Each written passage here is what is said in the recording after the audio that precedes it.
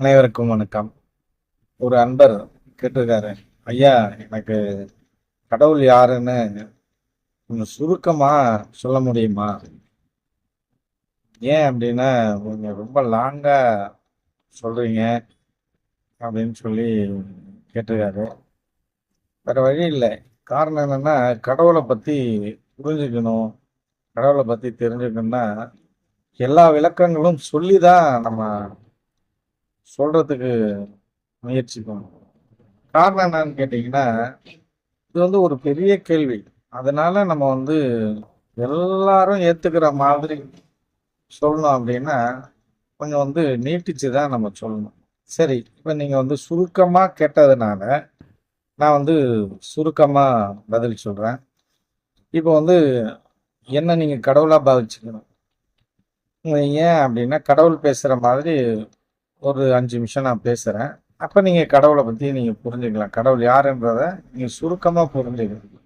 அதுக்காக இப்ப கடவுளுக்கு உருவம் இல்லை. அதனால நீங்க என்ன பண்ணணும்? கொஞ்ச நேரத்துக்கு என்ன ஒரு ஒளி ரூபமா நீங்க வந்து பாவிச்சுக்கணும்.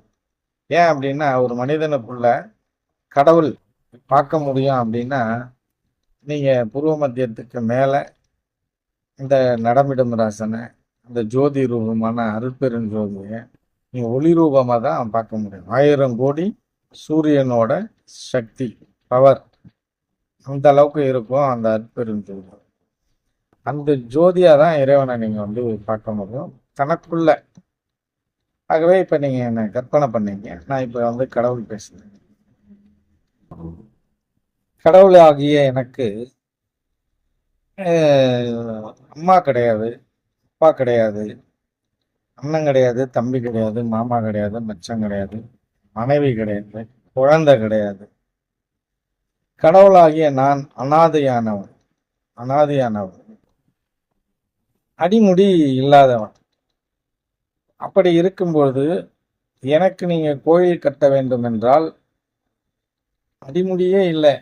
இந்த பிரபஞ்சம் முழுக்க எனக்கு கோயில் கட்டணும். அவ்வளோ பெருசா கட்டணும். ஏன்னா இந்த பிரபஞ்சம் முழுக்க நான் நிறைஞ்சிருக்கேன். அதனால நீங்க எனக்கு கோயில் கட்டணும் அப்படின்னு நினைச்சீங்கன்னா கோயிலெல்லாம் கட்ட முடியாது. இதற்கு பதிலாக ஏழைகளுக்கு வீடு கட்டி தர்றது, பள்ளிக்கூடங்களை கட்டி தர்றது, அறிவார்ந்த நிறைய கூடங்கள் உங்களால என்ன செய்ய முடியுமோ அதெல்லாம் நீங்க வந்து உங்களோட வளர்ச்சிக்கு செஞ்சீங்க. கடவுளாகிய எனக்கு உங்களால ஏதாவது கொடுக்க முடியும்னா, உங்களால ஒண்ணுமே கொடுக்க முடியாது. உங்களோட அன்பை மட்டுமே கொடுக்க முடியும். என்கிட்ட நீங்க என்ன பண்ண முடியும்னா அன்பை மட்டுமே கொடுக்க முடியும். என்னிட்டேந்து சிதறல்களாக அணு அணுவா பிரிச்சு இந்த உலக ஜீவராசிகளை எல்லாருக்கும் கொடுத்துருக்கேன். ஒரு துளியா கொடுத்துருக்கேன். இப்ப எனக்கு நீங்க நன்மை செய்யணும் அப்படின்னு நீங்க நினைச்சீங்கன்னா, இந்த எல்லார் உடம்புக்குள்ளேயும் உயிராக இருக்கிற என்ன அன்பா பார்த்துக்கணும். அவங்களுக்கு உதவி செய்யணும். அவர்களுக்கு என்ன உதவி வேண்டுமோ அந்த உயிரினங்களுக்கு, மனிதர்களுக்கு, மிருகங்களுக்கு, பறவைகளுக்கு, அனைத்து உயிரினங்களுக்கும் என்ன நீங்க நன்மை செய்றீங்களோ அது எனக்கு செய்யறதும் நன்மையாகும். இப்போ உங்க பாவங்கள் கரைய வேண்டும் என்றால் நீங்க என்ன செய்ய வேண்டும்? அவர்களுக்கு தான் நன்மை செய்ய வேண்டும். ஏன் என்றால் நீங்கள் ஒரு துரோகம் செய்திருக்க வேண்டும் என்றால், அல்லது ஒரு தவறு செய்திருக்க வேண்டும் என்றால், நீங்கள் வந்து உயிரினங்களுக்கும் மனிதர்களுக்கும் தான் நீங்க தவறு செஞ்சிருக்க முடியும். மற்றவர்களுக்கு தவறு செஞ்சிருக்க முடியுமானா இல்லை, செய்ய முடியாது. ஆகவே இந்த உயிரினங்களுக்கு நீங்க செய்யும் உதவி, இந்த உயிரினங்களுக்கு நீங்க காட்டும் அன்பு, அதுவே எனக்கு நீங்க காட்டும் அன்பு. இப்ப இப்படி நீங்க புரிஞ்சுக்கணும். எனக்கு உங்களால ஒண்ணுமே செய்ய முடியாது. ஏன்னா இந்த பிரபஞ்சம் முழுக்க எனக்கு சொந்தமானது. எனக்கு வந்து தங்கத்தால தேர் செய்கிறதோ, இல்ல எண்ணெய் வச்சு தேரை இழுத்துட்டு போறதோ, அல்லது எனக்கு வந்து தங்க காசு கொடுக்கறதோ, பணத்தை கட்டுக்கட்டா கொடுக்கறதோ, இல்ல எது செய்தாலும் என்னை வந்தடையாது. நீங்க பிறர்களுக்கு செய்யும் அன்பே என்னை வந்தடையும். அதை நீங்க தெளிவாக புரிந்து கொள்ள வேண்டும். எனக்கு நீங்கள் படைக்கும் உணவு, என்னை வந்து சேராது. ஏனென்றால் எனக்கு பசியே கிடையாது. பசி இல்லாத பொழுது எனக்கு எப்படி உங்களால் உணவளிக்க முடியும்? நான் ஆதி அந்தம் இல்லாதவன், உருவம் இல்லாதவன். அப்படி இருக்கும்போது எனக்கு எப்படி உங்களால் உணவளிக்க முடியும்?